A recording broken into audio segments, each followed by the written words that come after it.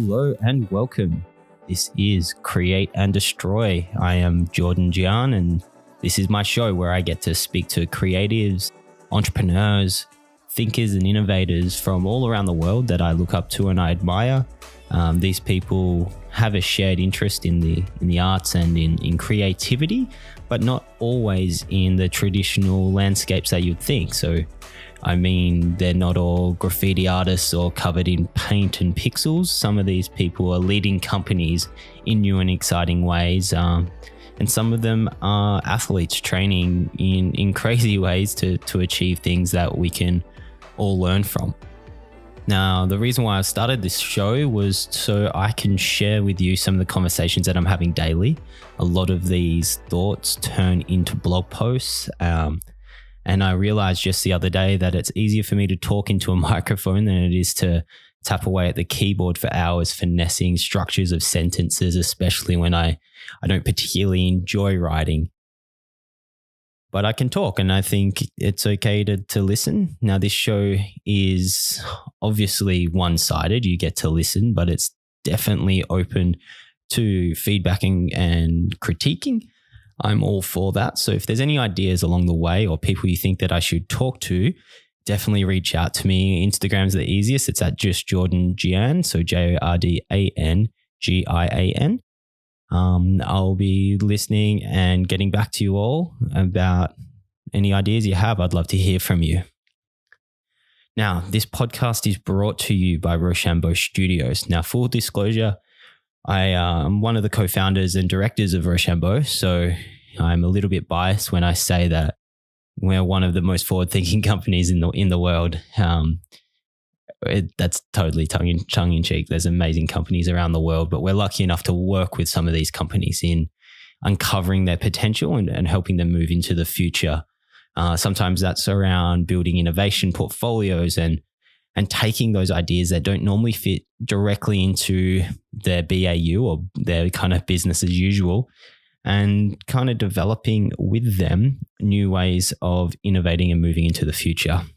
That falls into two camps. Sometimes we help them with these projects, like I've mentioned, but every single time it comes with developing high-performance humans. And so by understanding your brain and the way that we think and interact with each other, we can definitely move forward and start really changing the world we live in. Rochambeau is based out of Melbourne, Australia, but we work globally. We're a nice, nimble team. We get to fly and travel, and we like to explore. So reach out to us if you want to hang out. Cool. So that kind of brings us to the first episode. I thought it was fitting that before we start meeting up and meeting amazing people from all walks of life, it's important to understand me, which is very egotistical of myself. But before I get a whole bunch of questions of who are you, who's this guy, I thought it would be nice to kind of paint some of the picture now with some context of where I've come from, what I've been through, and where I want to go. So without any further ado, here's going to be my life in dot points. Definitely dot points. I don't want to bore you to death, but here's some things that I've learned along the way. So, I was born in Bunbury, Western Australia. That is 2 hours south of Perth, towards the Margaret River wine region. It's a beautiful coastal town on the beach, very small, about 36,000 people in the postcode, but nearby, there's a lot of other towns that are close and surrounded by hills and nature and clean air, which is the thing that sometimes I miss the most. I grew up skating and surfing and kind of falling over and, scratching your knees and kind of doing the normal coastal Australian upbringing thing. I lived there until just recently. I've always traveled a lot. But now I live in Melbourne. But a lot of my story and a lot of my learnings come from the other side of the country. A quick 4-hour flight plus about a 3-hour kind of commute down if you include waiting for luggage and hire cars. So door to door takes me normally 7 hours to get back and unwind on the beach and catch up with friends and family. Now, over there in Bunbury, I started very, very abruptly yet humbly, I think would be a fair way to put it. I was living in Perth when I was 18. I moved to study design and philosophy at Edith Cowan University and quickly found that uni was not for me. It wasn't because the work was hard or particularly challenging. It was actually the opposite. I found myself not being challenged enough. I also didn't really agree with, doing 12 years of schooling to jump into a whole bunch more of schooling for something that is very, very subjective, and that is art and design. What I mean by that is that I could draw you a picture and you'll love it or you'll hate it, and it doesn't matter if I've got a degree to say that I can draw a picture. Don't get me wrong. I definitely think that universities have a place in our society, and I now work with Victoria University in Melbourne and a number of others in designing creative thinking and entrepreneurial mindsets in their students. But for some degrees, design included, I think practicing is more important than learning the theory. Let me be straight. I definitely want my doctor to have their degree and know the theory. I definitely want my lawyers to know what you can and can't do, and my engineers to make sure the building doesn't fall on our heads. But just to be clear, I think that action is the most important thing, built on a solid foundation of theory. So I did 6 months at ECU and called it quits. Funny story, I actually didn't call it quits. I just stopped going. So I've actually just had to pay for it all for classes I actually didn't go to. So if you're listening and you're thinking about dropping out of uni, do it. Drop out if you want, but make sure you tell them, because it's an expensive way to call in sick. When I left, I actually brought a ticket, and I was moving one way to Japan. And this is 2011, when that horrible earthquake tsunami combo came through and wiped out all those towns up on the coast in the northeast of Tokyo, of Japan rather. And the town that I was lined up to go and teach English and kind of live, and I really didn't have much plans except for exploring and maybe snowboarding and surfing when I can. They got wiped out, and there was a nuclear reactor really close, and there was radiation flowing everywhere. And the safest thing I think I did was lose those tickets and just took it as a scientist to move back to Bunbury and figure my shit out. At that point, it was over summer when this happened, and Christmas was coming up. I was actually shopping for my family, and from traveling, I was surfing a lot before this, and any chance I had, I was on a plane, kind of flying around because uni wasn't really keeping me there. I couldn't really find any presents or gifts, which is really selfish, but not selfish. I guess I was buying presents, but I couldn't find what I was looking for in that town for my friends. And suddenly it occurred to me that if I was looking for some things, there was most likely other people looking for things too. My tastes are definitely lie in, I guess, fashion and art and design and all those things that sometimes are more about form than function, but man, they're great to look at or great to wear, and you feel good, and I really believe in design. So I sold everything I had. I somehow scratched together some money, not much. I think it was just shy of 50 grand, which, now doesn't seem like much, but at the time was such a massive, massive stretch. Took me a little bit of time, about 6 months of beg, borrowing and stealing things. I was working every odd job that I could to put this cash together. And I then thought, okay, cool. There's a demand, obviously. Well, wasn't validated, but I validated it with myself and my friends. It's time to let's create some supply. So I convinced the guy to rent me a shop. I was very, very grateful and still are super grateful for that. I rented a shop at 41 Victoria Street. It was a financial planners. Mark Cranley, the Mark and Robin Cranley, rather, the landlords. Well, I've no idea why they took a punt on me, but they rented me the shop with the clause of basically do whatever the fuck you want to the building. But if you leave, bail, we kick you out. You have to return it to how you found it.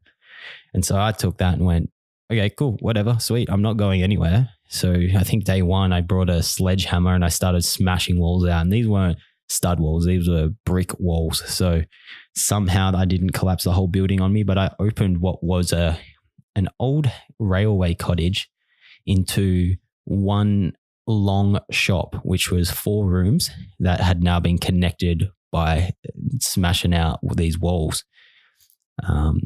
I then continued to open this shop in 2011 called the Darkroom Concept. Out back, there was space for myself and 3 friends to work from and continue to shoot photos, make video, create art, do whatever you wanted to do, which I guess was the start of co-working for me. That was essentially my office. In front of that was a photo studio, which I could photograph my products that I made and that I sold online. And then in front of that, in the rest of the rooms that had recently been opened up, was the shop. And in the shop, there was fashion brands all the way from Vans and Ruka and Subi and Romance was born and that kind of great, brands of 2011. That was our retail space, some jewelry, some shoes, the usual kind of thing. And then that hallway that connected all these rooms and you walked into from the street was a tiny little art gallery where I convinced some friends to hang their stuff in, put a price tag to it, just basically because I had space for it. That was as simple as that. And that's where I started learning. I had no business experience. My parents had a store, so I kind of grew up around retail, so it wasn't completely foreign to me. But that's where I started. I brought a computer, I figured out how to sell things, how to connect it to your bank, and really, really quickly found out the importance of cash flow. Now, I must disclose that I got pretty damn lucky that first kind of run around the block, because as this was happening, the mining boom in Western Australia was still very, very strong. Our economy there at the time was doing really well. And I noticed that a lot of my friends from school who'd now got jobs up north in these massive, I've never been myself, but in these massive kind of mining plants, and I don't know what they do up there. They're digging the ground for some stuff. They're going up and they're working for 4 weeks and having 1 week off, and they're coming back to this tiny town and there wasn't much to do. They would come back with a pocket full of cash. And I was noticing they were all buying cars and motorbikes and jet skis and all the things you do when you're, late teens, early 20s. And I kind of figured that some of them would be into clothing too. So I kind of filled that void for them. So I was very lucky that I was young and my friends they had this disposable income and they were coming in buying their shoes and their jeans from me, which was so epic. So that really kind of got me moving in the right direction. Now, I slaved in that store from 2011 to 2000 and what was it? Maybe 16 in that store. Now there was ups and downs, like there was a heap of challenges and heaps of stories that I'm sure I'll go into over this podcast as they arise. But I pretty much figured out what not to do, which was basically spend all your money before paying your suppliers, party too much, buy too many beers, all that sort of stuff. But, I was young and it was all fun and exciting, and it was really just feeling a void of me not knowing what the fuck I was doing. So that was the store. The store then grew. I realized that somehow this money was disappearing, and that was primarily due to there not being enough margin in my product. Now, 50% margin is still nothing to laugh at. I think it's still really, really great. But when you add in your overheads and staff and tax and all those sorts of things in retail, you're not left with literally any money to replace the stock that you just sold. So very quickly, I created a vertical product called Darkroom Concept. The same thing. It was our own internal brand. I changed the spelling a little bit, which would have turned into its own little spin-off. And I started creating t-shirts and printing them, and just kind of trying to feel the whole of money between, the bills I had to pay and the margin that I needed to find. So all of a sudden I'm in manufacturing. So I learned all about design, production, manufacturing, distribution, and all those things. It was just me, a one-man band at this time, with friends and family, and my girlfriend Madison helping along the way on the weekends. And it was literally the only time we could hang out, which was on Saturday and Sunday. She would come to the store with me because I couldn't take it off. So I literally just worked 7 days for those 5 years and loved it. I must say that it was fun. I'm not complaining. It was amazing, and I learned a lot. Now, every dollar of profit that I made was reinvested into the business or other businesses. So from the darkroom concept, over 4 years, I outgrew that store and rented this building that I'd had my eyes on for a long time. It was called the Lyric Theatre. There was a local family there, the Brown family, that owned it. I kind of knew them loosely through family connections and it just being a small town. And this place used to be a furniture store, but before that, it was the theatre of the town. And it had this massive mezzanine level that was put in after the theatre and when it was turned into a furniture store. And I remember going in there as a kid and there was just mattresses. Now, this place was, from memory, I think it was about 550 square meters. It was a pretty solid space, full of mattresses. I remember just going, man, I'd love to come and, have my big movie scene play out here where I just had to jump on the beds and all that sort of stuff, which I kind of got the grown-up version when I convinced them to rent me the store. I took over this store, which was 550 squares. I called that thing Maker & Co. And I moved my store, the darkroom concept, into Maker & Co.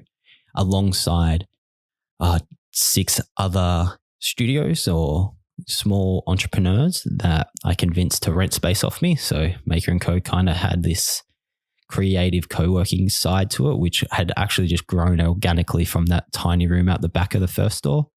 And then I also opened a shop in there called Whitewash, which was a surf hardware store, which was honestly just an excuse for me to get surfboards a little bit cheaper so I could go surf. It was really, it was as simple as that. There was also a massive gap in the market and it was hard to find surfboards in that town, and we're on the beach and it just didn't add up to me.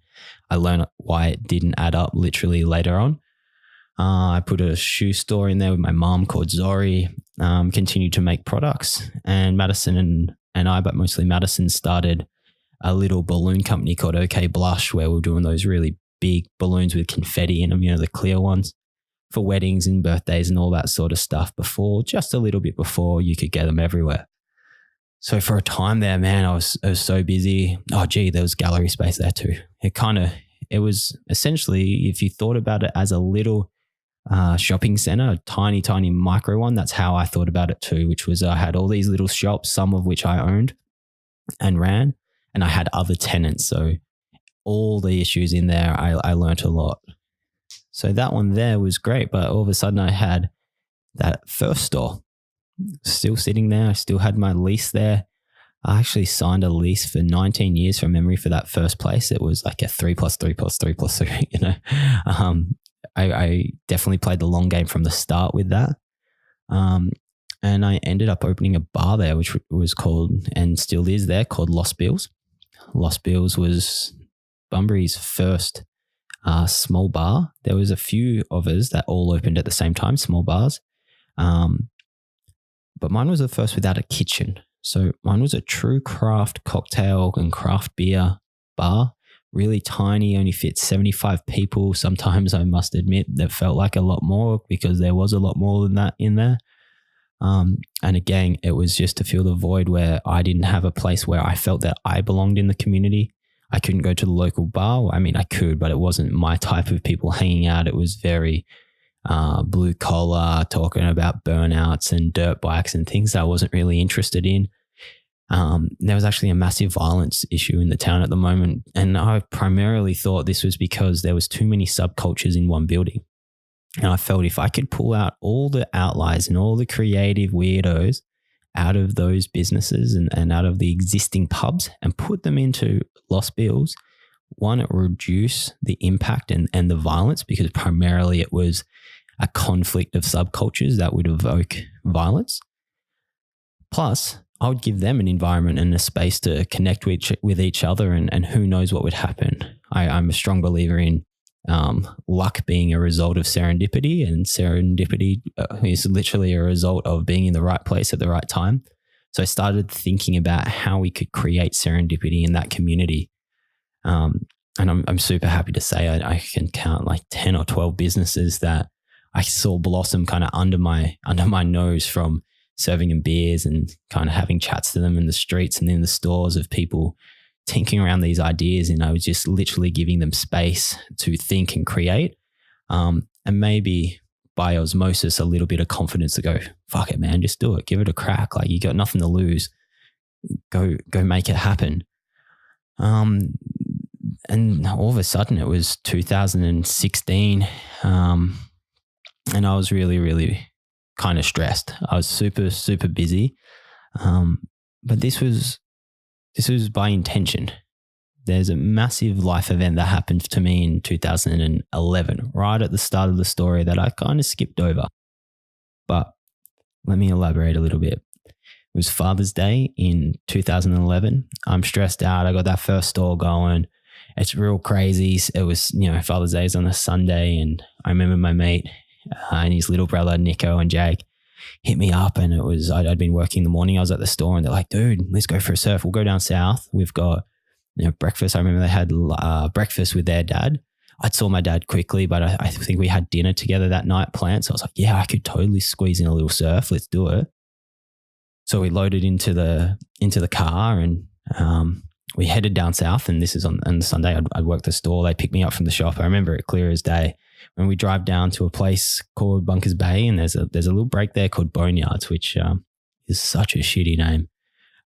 We go down to Boneyards. It's not awesome, but it's clear blue. It's a nice sunny day. I remember getting my surfboard, waxing it up real quick, and we all just kind of run in there. We knew we had a little window to surf and get back to town, which was an hour and a half away. You got to factor in that pie and iced coffee stop, We paddle out. I remember I actually didn't have priority. Jake did. He was deeper on this wave that came through, but he was on a little boogie board, and he was my mate's little brother.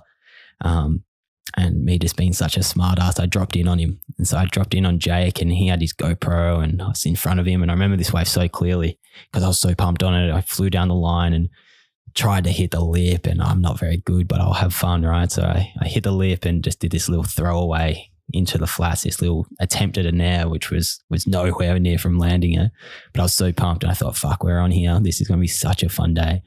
And so paddling out, Jake and I got in first, and then Nick, his brother, paddled out with another friend who conveniently was on the beach too, Ricky Kershaw. They were paddling out together, and there was only one guy surfing. His name is Kyle Borden.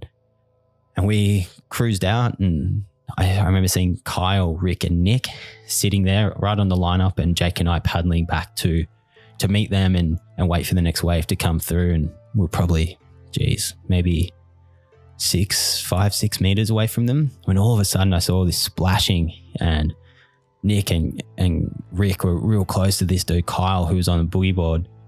I always say that, bodyboard. And I actually thought that this dude we didn't know was trying to fight Rick. Like, I just saw his arms flying around and splashing all sorts of shit, and Rick kind of backing off going, fuck man, like what's going on here?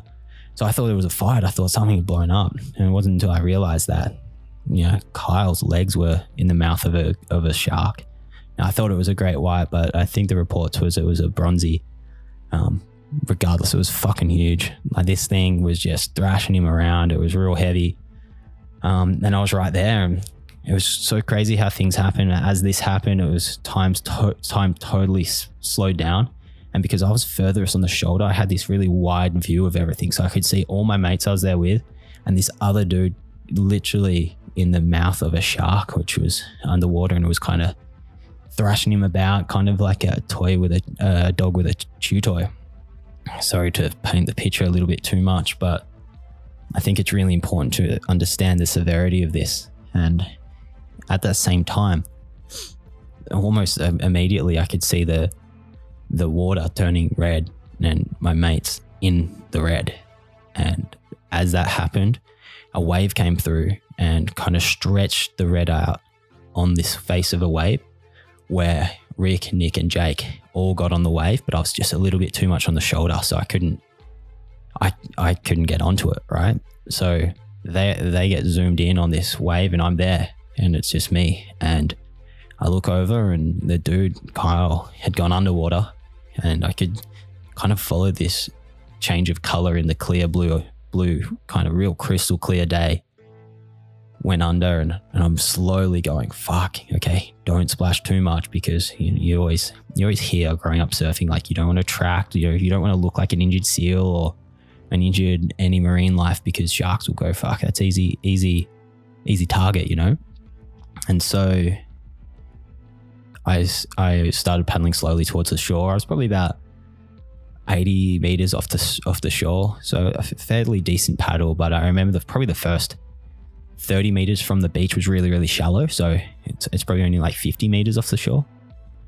And as I'm paddling, I was looking over and I could see a bodyboard completely submerged and attached to Kyle. And attached to Kyle was a shark.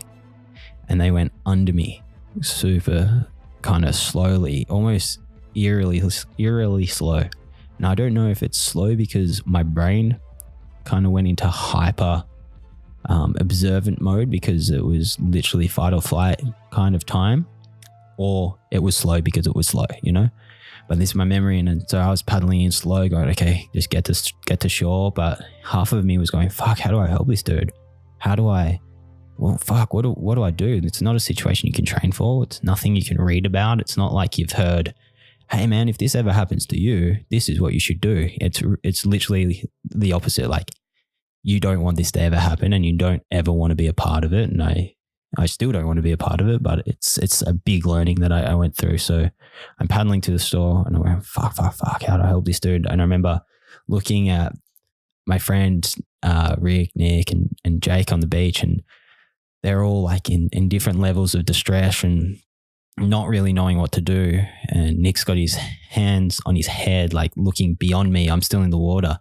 And I'm looking back and I can see thrashing and I can see shit going on, and they're looking at it and I'm looking back kind of between Kyle and the beach. I'm in the middle and I'm going, fuck dudes, what do I do? Kind of, when you look at someone and you're looking for guidance and I wasn't getting anything back. So I quickly got to the shore, and I think because I wasn't watching, I didn't understand everything that was happening. So I get to the beach and throw my surfboard on the sand. I'm like, dudes, fuck, get those other people out the water up the beach. Fuck, there's another break called the Farm. And I remember looking up there. It's Father's Day. Remember, there's people fucking everywhere, and there's a dude getting eaten by a shark right here, and there's people up the street, just up the beach, just no idea, just swimming and playing cricket, kicking the footy, and a couple people out surfing. I'm just going fuck. So I remember just going, yo, Nick, Jake, fuck, get them out. You got to call the cops. You could, do something. And I remember grabbing Jake's flippers from his bodyboard, or from him rather. And I was like, you get them out. Fuck, I got to do something. So these dudes, Nick and Jake, are man giants. They're fucking huge, like 6'6" kind of guys. And I'm tiny. I'm I think, 5'9" on a good day. And so I put these massive fucking flippers on and kind of run into the beach trying to go on, man, like, what can I do? And as I turn around, I realize there's two other guys. They already got out there. They were ahead of me. They've paddled out.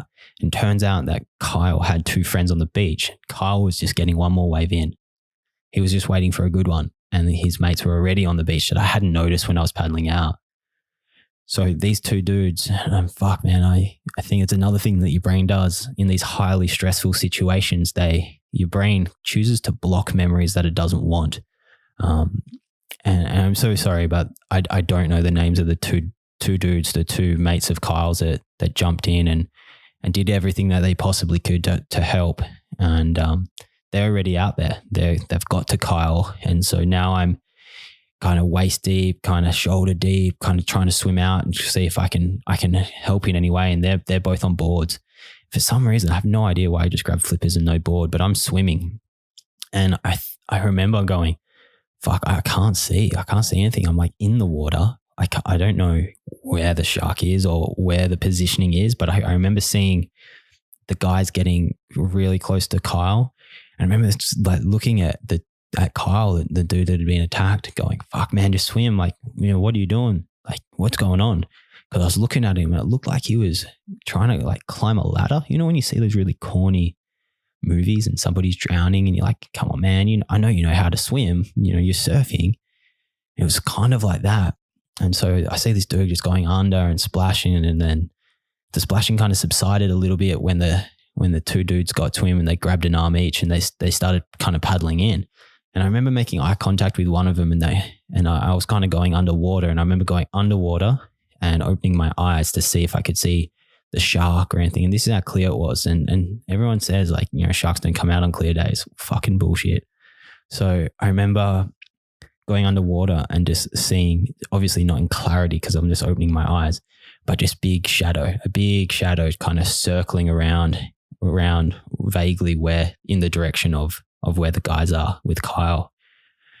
And I kind of came up and went down again a few more times and went, fuck, what do I do? And the dudes looked at me and they just kind of pointed at the beach and they're just like, fucking go in, man, go in. And I was like, all right, sweet. Turn around, and I remember just putting my head down and swimming properly to the beach and kicking off these fins, and Rick's there. He's going, fuck, man, fuck. And we were all just like freaking out. We had no idea what we're doing. And, as you can tell the story, a lot of time's passed. Like a lot of things has happened since that first incident when I thought it was a fight, right? And so as I get to the shore, I throw the flippers up. I turn around, I look at Rick. Rick's like, fuck, man. I don't think we even said anything. We just looked at each other, and the guys are now closer to the shore, and Kyle's back is to the water. He's facing up. I'm like, that's a good sign. That's fucking really good. Heads up. He's not face down, and they've got an arm each, and they're paddling in as hard as they can and get to the shore. And I remember like running down to help in my head and I'm sure in Rick's head, I can't speak for him, but I was running down there going, cool, we'll help carry this dude up. I had my first aid, and I'd worked as a lifeguard, funnily enough, when I was younger. So I knew, all right, sweet, this is what you got to do. And we get down to the shoreline to help these guys carry up Kyle, and quickly fucking realized that not all of Kyle's made it to the beach. So there was nothing from his waist down. So it was just all open, but in such a fucking weird way that this is something that you never see. But there was no blood left. He was completely white, and the expression on his face I could never erase, and his eyes were open, and he'd just been fighting with everything that he had, right? And yeah, I remember running down to the shoreline and quickly realizing when we tried to pull him up that there's only half of him left, and all of a sudden the bodily reactions just take over. All of us just threw up, like everybody. And so then we've got 4 dudes throwing up, everyone fucking crying, everyone not knowing what the fuck to do, everyone freaking, a torso tumbling around, and we just had to just grab him and lift him up the beach. I remember I ran and I can't remember if it was me or Rick, but I know it was Rick's towel to cover up the body, because straight away we thought, fuck, no one, like, you can't see this. We've already seen this, but if we can protect anyone else from seeing this, it's definitely a plus. You don't want to see this shit. So he lifted his body into, on the beach, how the tide comes up and sets different like mounds. So when the surf comes up and it pushes sand around, you have all those little mounds along the beach when it's not a perfectly flat beach. So we put the body on the far side on these mounds, and then the 2 dudes were kind of stumbled away in distress, and we're all dealing with it in our own ways. And this is when Rick and I kind of just looked at each other and went, fuck, we go cover him up, and close his eyes, because his eyes were still open. And I remember kind of grabbing the towel, and Ricky was kind of shutting his eyelids and kind of just looked at me and went, fuck, man, he's hard already. And so we shut the eyelids and then put the towel over him. And it was so weird seeing a body under a towel missing half the body. It's something that really, really puts in perspective of how fragile everything is, and how much a part of the ecosystem we really are. We like to think we're not, but we're just smart monkeys running around, right?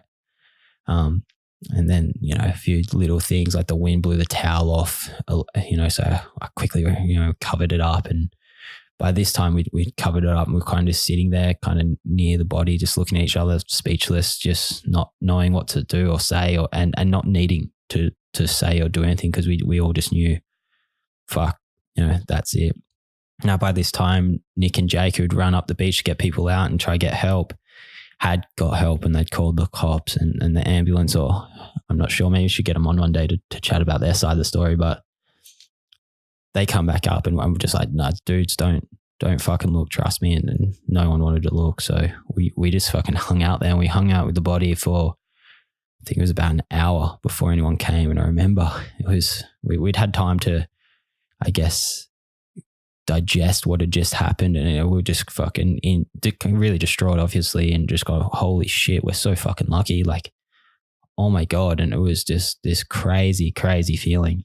But I'd never forget the fucking paramedics running up the beach like mad heroes, going, we're here, and hang on, they are heroes, they're fucking amazing.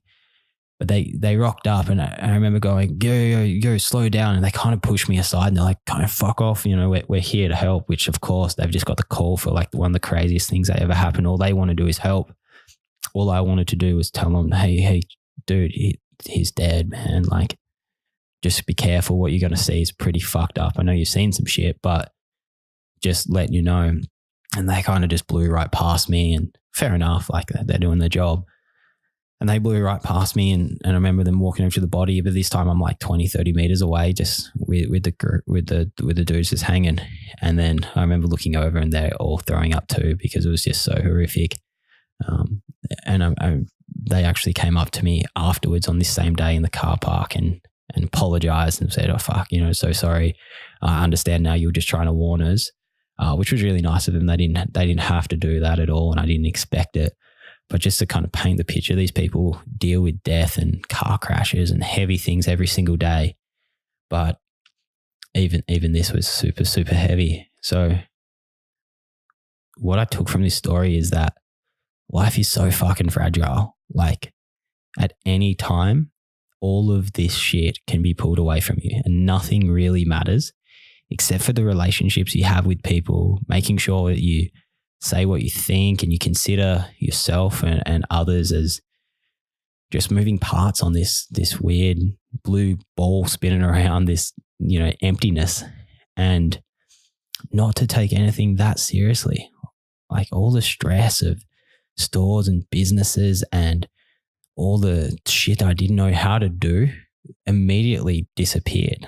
And it didn't disappear to the effect of, I have no cares or worries anymore. Like, come on, man, I still got worries, but they just didn't matter as much. I needed to make sure from that point onwards that I lived not only for myself, but I lived for Kyle. Like, he was there doing what he loved. He just wanted one more wave, and anyone who surfs knows that feeling of, I'll just get one more, I'll get one more good one and go in, because we just love it so much, and you're there for the feeling.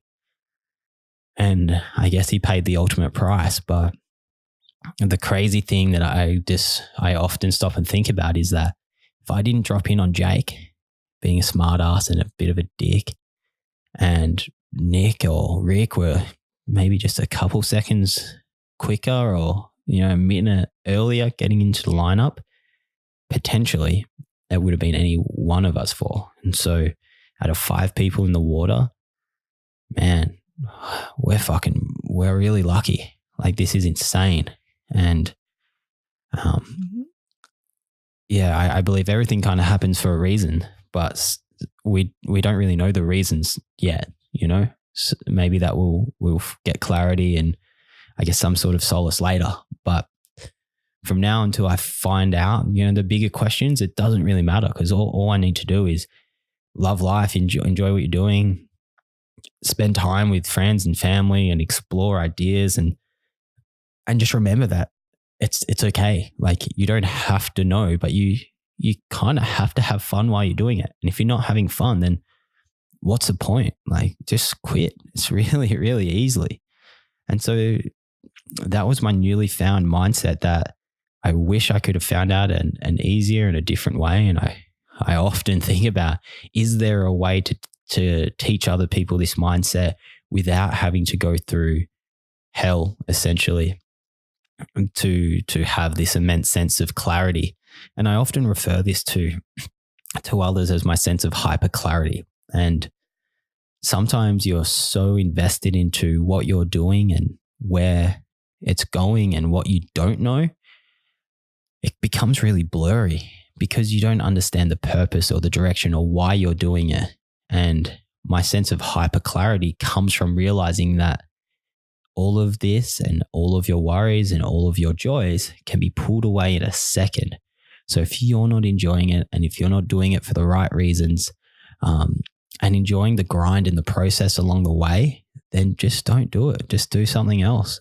Life is too short. You can just do something else. It's not that hard or that scary. So since that, I've really dedicated my life to having fun. If something gets too hard and scary, I'm the first to say, you know what, this isn't for me. That's totally cool. You guys go for it. That's it.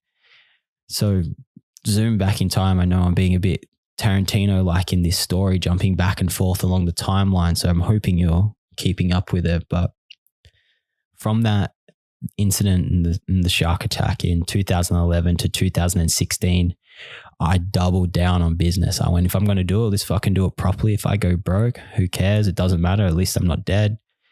Let's just do it. Let's try to make it different. Let's try to make this happen. Not knowing how to, but understanding that I'm at least going to give it a crack, and it's okay to fuck up, and it's okay to give it a shot, and for it not to go anywhere and to be wrong. It's totally fine. It's fine as long as it aligns to your vision, your purpose, and your goal. And I knew that I just wanted to create great experiences, and I wanted to really give the business stuff a crack and really see what I could do there.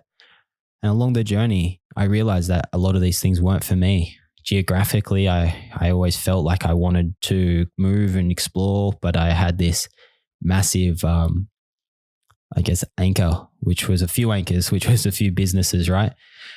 So slowly, I started building the businesses up into a point where they were good enough to sell. But, that took years. It took time to build up and dedicate and make sure cash flow was right and get all the ducks in a row. And eventually, because of some random turn of events, I was able to sell all of the businesses that I had there. Some for nothing, some was okay to kind of cover some costs and set me up for a little bit for my next chapter. And the next chapter really all started out of a chance meeting with a guy called Gus Belbonton, who was going through a similar time in his life. And he's actually going to be one of our guests on Create and Destroy in the coming weeks, to kind of tell his side of the story on where he's come from. But in dot form, Gus and I met both speaking at an innovation and entrepreneurship conference in Bunbury, in that tiny town. And being a local, business person, I was invited to have a chat there with a good friend, Andrew Fraser, who's an amazing illustrator and arts manager, who's responsible for Rediscover Bunbury and Rediscover, the brand that is dedicated to injecting art and life into local communities all around Western Australia and abroad. He's got some books out and stuff like that. You should definitely look him up, Andrew Fraser. So we spoke at this conference that Gus also spoke at. Gus started as a designer at Lonely Planet, everybody's favorite travel brand, until the internet started. Sorry, Gus. It's still a sick brand. So we met. He'd recently, over 15 years, went from a designer there, drawing maps, all the way through to running the joint. So running a massive international brand that is one of the most recognized brands around the world. And so as a designer, I was, kind of starstruck, yet really inquisitive and wanting to learn, fuck man, like how do you operate on that scale? I'm just playing in this little town. How do you manage globally a massive brand dedicated to making sure people have the best time when they're traveling and how they're experiencing things? And so I really wanted to meet him and have chats about that. And luckily enough, surfing, funnily enough, surfing was the thing that kind of brought us together, and we had a chat about, and we shared some stories. And one of his was he just left the organization Lonely Planet to head out on his own and figure out what his next chapter was, because he wanted to find purpose and direction in his own life. And so we kept comms up for, I guess, the coming few months. We'd met briefly for probably in total 3 hours by the time, you go to a conference and then a little speakers breakfast or dinner. I can't remember which. And we just kept messaging, and I guess we were both interested in learning from one another. He was living in Melbourne. I was living in Bunbury, looking to kind of exit and sell and maybe just buy a one-way ticket somewhere. I was thinking New York at the time, but I was obviously easily influenced. And so long story longer, hey, Gus and I decided let's see how we can play together. Let's see where this goes. And he was kind enough to invite me over to Melbourne a bunch of times. I stayed in his caravan, in his driveway. His family and his epic kids and wife really took me under their wing and said, yeah, look, stay here. Let's figure out what's going on. And we started working with Victoria University around entrepreneurial mindset and what entrepreneurship and business looks like, not only for their students, but for the organization as a business. And that was the first project that we worked on. That turned into what is now called Rochambeau Studios, which works globally with a whole bunch of organizations, from really big ones to small startups, from, long-term engagements, which we get to really deep dive some of these issues that huge companies are facing, with that hyper clarity that I unfortunately got from a really shitty situation. And Gus got the same thing from years and years of the grind in corporate space. Our team, Thomas and Hannah, who are directors as well as of the company, we're all there equally together in the trenches, kind of fighting the good fight. We all have a similar story of wanting to find purpose and direction for ourselves and for the people that we work with. And we just want to see where it goes. And so because of all of the above, that's why Create and Destroy was created. So before you all DM me and say, hey, fuck, Create and Destroy, where's that from?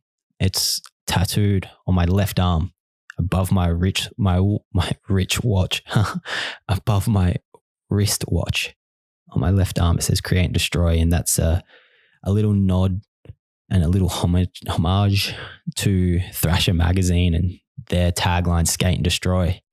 I love everything that skateboarding stands for. I love skateboarding. I love watching it. I must confess, I'm not very good. But the freedom and expression of skateboarding, what it's done for culture, what it's done for youth that are considered outliers, is immense. And so Create and Destroy is my version of Skate and Destroy, which for me means you can create something, you can see how it goes, and you can just destroy it just as quick if it doesn't fit. There's no point hanging out there. And so if that means the same for you, that's great. If you have your own meaning for it, hey, let me know. That's awesome. But I want everyone to go out there and create and destroy. And this little show is going to invite some of the most creative people that I know, that you know, hopefully, when you DM me and link me in with people that I should talk to. And we're going to learn and share from one another all the things not to do. All the, famous fuck ups that we've had. I want to get into the heads and minds and thoughts of a whole range of people, so that collectively we can learn, we can try to gain that hyper clarity from the learnings of one another, but understanding really, really clearly that we all have our own way and our own direction and fights to fight. But this little show is going to be made so you can chuck it in your headphones and you can go for a run around the trails like I do when I listen to a whole bunch of podcasts that I love. or on a long flight or a drive, or I don't know, you tell me when you do it, maybe doing push-ups at the gym, or I don't know, cooking dinner. But I'm going to be your friend in your ears. I'm going to challenge what you think. And I'm going to ask these people all the heavy questions, hopefully, that they're willing to share with me and with you guys. I'm going to call you the Destroyers. So that's the end of episode 1 of Create and Destroy. I'm Jordan Gian. I'm pumped. I'm excited. Let's see where this goes. Feel free to share this. Let me know what your thoughts are. Even though, like I said, this feels like a one-sided conversation because I'm sitting here by myself looking around my lounge room. I want this to be a kitchen table conversation that digitally you can tune in and hit me up on Instagram or email or whatever medium you suit. I'm sure you can find me through my website or Instagram. And ask me questions that you want answers to or clarification. I'm also going to be posting what guests I've got coming in. So if you've always wanted to ask these people questions and see what their thoughts are and you haven't had the opportunity, let me be your microphone and your speakerphone. So hit me up with questions with guests that are upcoming. And we're learning, so there's going to be a whole bunch of things going along the way. So that's that. This is Create and Destroy from Rochambeau Studios. I am your trusty sidekick, Jordan Gian. Thanks for listening, gang. Go get it. Go destroy some shit. And I will talk to you soon. You.